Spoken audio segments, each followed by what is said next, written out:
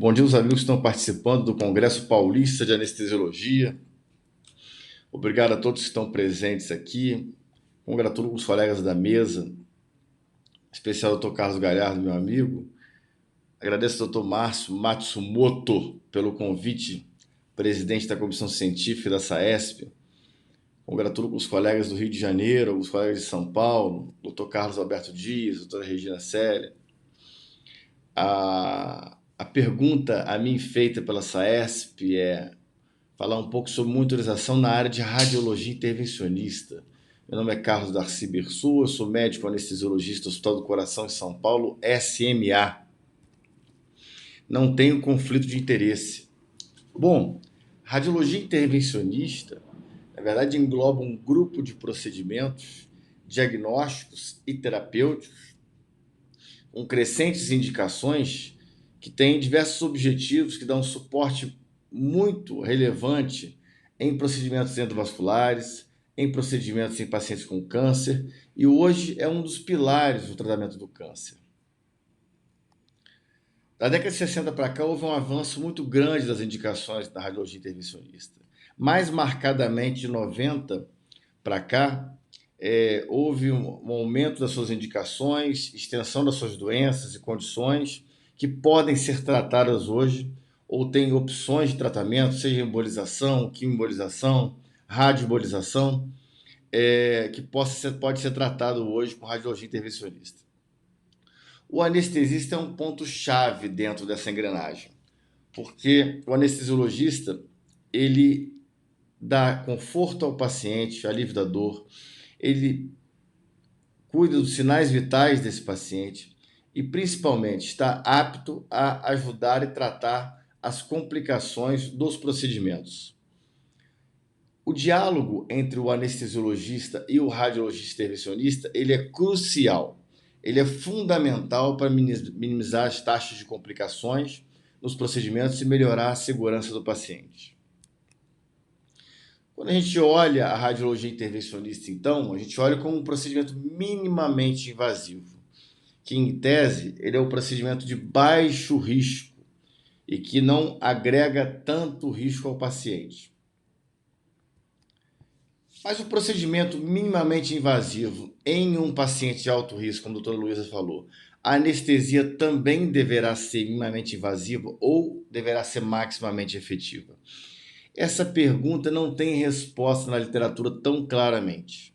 Não há guidelines, diretrizes, que possa, com evidência científica, que possa nos levar a uma padronização ou uma indicação de forma global. E nem consigo colocar todos os procedimentos de radiologia intervencionista na mesma caixinha. Tampouco consigo colocar em algumas caixinhas, porque a gente teria que falar caso a caso aqui, não teríamos tempo para isso. Daí, então, eu parti para uma busca sistemática. Fiz uma busca sistemática, como se fosse fazer uma revisão sistemática do que a literatura diz em relação a radiologia intervencionista, e aí eu fui ao DEX, dos Escritores de Ciência e Saúde, para quem sabe fazer Systematic Review vai lembrar aí, e achei o unitermo em inglês. Fiz isso com monitorização hemodinâmica, e achei o unitermo em inglês. E fiz isso com um caso extremo de radiologia intervencionista, que sem dúvida nenhuma muitos anestesiologistas e muitos radiologistas intervencionistas irão indicar anestesia geral com monitorização completa, inclusive invasiva, que é eletropavораção irreversível. E obtive os resultados e coloquei no MESH do PubMed. Radiologia intervencionista, monitorização hemodinâmica e o termo de eletropavораção irreversível apareceram alguns termos, como ablação, impulso de campo, ablação elétrica, eletropavораção terapia irreversível. E ao final, eu coloquei esses unitermos no PubMed, né? Radiologia intervencionista, ou monitorização hemodinâmica, ou eletropavораção irreversível. E tive 94 resultados nos últimos 5 anos de meta-análise e RCTs, ou seja, não encontrei praticamente nada, né? Mostrando que não há guidelines, não há diretrizes que conduza a forma adequada de monitorização hemodinâmica nos diversos tipos, tão pouco para os casos que nós sabemos que é bem indicado. Então, nós estamos aqui para um exercício de futurismo e olhar de forma crítica para alguns dados para chegar a um entendimento de qual é a monitorização mais adequada nesses pacientes. Então, falar em exercício de futurismo, o primeiro artigo que aparece aqui é o Futuro da Anestesia em Radiologia Intervencionista do Curte Opinion Anesthesiology, publicado em 2018, que não é tão futuro assim. Para quem trabalha aqui em São Paulo, nos grandes centros, já é o presente, que é a complexidade dos procedimentos estão aumentando, a demanda por apoio anestésico está aumentando, tá? As técnicas estão em amplo desenvolvimento, né? A tecnologia está trazendo novas técnicas a cada momento, existe aumento da frequência de complicações, os artigos deixam isso muito claro, tá? E, principalmente, a gente tem que ter um approach multidisciplinar para entender, e junto com o radiologista intervencionista, como forma de levar um desfecho melhor desse paciente. Então, o aumento das taxas de complicação na radiologia intervencionista, quando comparada a outros locais fora do centro cirúrgico, sugere que a melhoria da qualidade deve ser prioridade. Quando eu vejo um pouquinho mais alguma coisa sobre morbidade e mortalidade, esse é um artigo publicado no Jornal Europeu de Radiologia, em 2012. Os dados sobre mortalidade e morbidade em radiologia intervencionistas são limitados em departamentos europeus. Mas a maioria dos departamentos acredita-se que a morbidade e mortalidade sejam menores. Acredita-se um nível de evidência muito baixo. Então, há sim necessidade de diretrizes nos departamentos para evitar erros e aprimorar a segurança dos resultados dos pacientes. Um artigo publicado no British Journal Anesthesia em 2021 faz uma busca de 94 a 2021, uma revisão narrativa, tá? Portanto, não sistemática, como eu iniciei a fazer, já mostra um quadro um pouco mais adverso. Mostra que a anestesia fora do centro cirúrgico representa uma parcela crescente e muitos estudos encontram taxas mais altas de mortalidade e morbidade em comparação com a anestesia na sala de cirurgia. Isso se deve ao quê? Ao fato que a radiologia intervencionista são afetadas por uma ampla gama de fatores sistêmicos que predispõem a efeitos adversos, entre os quais os anestésicos, por exemplo, a distância do paciente, as linhas que devem ser muito bem estabelecidas, a familiaridade do anestesista com o procedimento, com o ambiente fora do centro cirúrgico, que nós todos sabemos. Em 2020 foi publicado um artigo no Radiology que eu acho que foi o mais sensato de todos esses. A maioria dos procedimentos em radiologia intervencionista parece ser bem sucedidos. E a maioria parece não apresentar grandes efeitos adversos ou complicação. Porém, quando ocorrem complicações, no entanto, elas podem ser associadas a morbidade elevada, mortalidade elevada e um risco cumulativo somado, expondo esse paciente a danos ainda maiores. Considerações pré-operatórias. Como eu disse, existem alguns fatores dependentes do paciente que agrega risco, como estado mental, ansiedade, doença de base, capacidade de tolerar o decúbito, gravidade da doença. E existem fatores relacionados ao procedimento, complexidade do procedimento, procedimentos mais invasivos que geram reação inflamatória mais ampla. Tudo isso pode afetar, em última instância, o desfecho desse paciente. E, principalmente, não existe um plano anestésico padrão para a maioria dos casos de radiologia intervencionista. Cada caso deve ser estudado com o radiologista intervencionista para a melhor conduta possível, inclusive monitorização, e inclusive monitorização avançada. Como eu disse, a anestesia remota, nós estamos afastados do paciente. Então é importante assegurar a via aérea, organizar linhas monitores, fazer a proposta anestésica adequada antes, evitar mudar o plano anestésico. A mudança de plano anestésico, se já é ruim em qualquer procedimento, nesse caso ainda vai ser pior. Os procedimentos de radiologia intervencionista, em geral, nós todos fazemos aqui, sabemos que podem ser realizados com segurança, com sedação leve e infiltração local, com monitorização padrão, tá? Isso é uma verdade? É uma verdade parcial, porque muitas vezes a gente pega pacientes super obesos e aí vem complicações decorrentes dessa sedação. Que o paciente deprime a respiração, faz hipercapnia, faz hipertensão. Então, até aqueles pacientes que, em tese, você acha que pode levar, aquele procedimento que pode levar com local de sedação, vai depender muito do perfil do paciente. Porém, existem casos complexos, né, de procedimentos que não são tão simples assim, como a ablação de malformações venosas e arteriovenosas, procedimentos endovasculares complexos, procedimentos de emergência, que algumas vezes o paciente vem instável, nós veremos a seguir. Embolização de hemorragia digestiva alta ou baixa é sempre desafiador. Hemoptíase, sempre importante ter uma via aérea garantida, principalmente algumas vezes em biópsias pulmonares, que a gente vai levar com sedação, e o paciente faz hemoptíase maciça, e aí você te impede completamente de acessar as vias aéreas. Trauma é importante, hemorragia pós-parto e eletropovoração irreversível, que nós vamos ver. Bom, em geral, o sangramento, tá, que é um dos motivos da monitorização avançada nesses pacientes, ocorrem relatados ao paciente, relatados ao procedimento ou relatados ao órgão ou tumor. Como nós falamos no início, hoje a radiologia intervencionista é um quarto braço da oncologia. Então está aqui mostrando que os pacientes idosos, femininos, com riscos cardiovasculares, os renais crônicos, inclusive os renais crônicos estão mais associados à parada cardíaca, com distúrbio de hemostasia, que tomam anticoagulantes, são os pacientes de risco. E os procedimentos, complexidade, duração, número de punção, tamanho do catéter, e em relação aos tumores hipervasculares, tumores renais, pacientes cirróticos, são fatores de risco. A parada cardíaca durante a intervenção radiológica, esse é um dos poucos artigos que tem no único centro, um retrospectivo de 7 anos, que mostra que a incidência de parada cardíaca em unidades de radiologia intervencionista foi 6,7 para 100 mil casos. O que quer dizer que que em tese foi 10 vezes menor do que no ambiente cirúrgico. Portanto, isso é um único centro.